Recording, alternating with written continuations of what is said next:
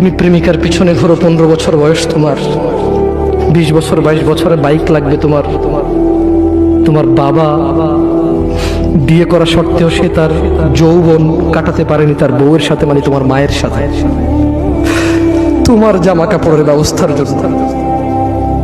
তুমি বুঝো যুবক, তোমার বাবার বয়স এখন 40, সে তোমার মার কাছে আসলে আর অনুভূতি নেই, তার শক্তি কমে গেছে। তুমি বুঝবা না যুবক, 15 বছর বয়সে তুমি যত উত্তেজিত, তোমার বাবা 30 বছর বয়সে এরকম ছিল, সে আসতে পারেনি। তুমি পড়বা বলে, তোমার স্কুলের ফি লাগবে বলে, that much he loves you. তোমার বাবা তোমাকে এত ভালোবাসে। জি, তোমার এই খারাপ বাবাটা যে তোমাকে বাইক নিয়ে দেয়নি, তুমি নষ্টামি করো, মেয়েদের পিছনে করো, মোবাইল রিচার্জ করে দাও মেয়েদের, তোমাকে যে ডেলি 500 টাকা করে দিতে পারে না।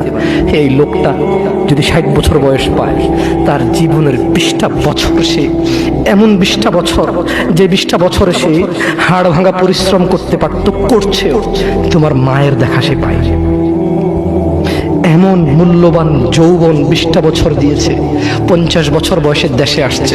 তুমি বিয়ে করে বউ নিয়ে আলাদা থাকো, তুমি বিয়ে করে শ্বশুর বাড়িতে যাও, তোমার বাবা দেশে তো আসছে, তার যৌবন আর নেই, তার ওই সুখ স্বাচ্ছন্দ্য আর নেই। তোমার যৌবন তৈরি করেছে তার যৌবন।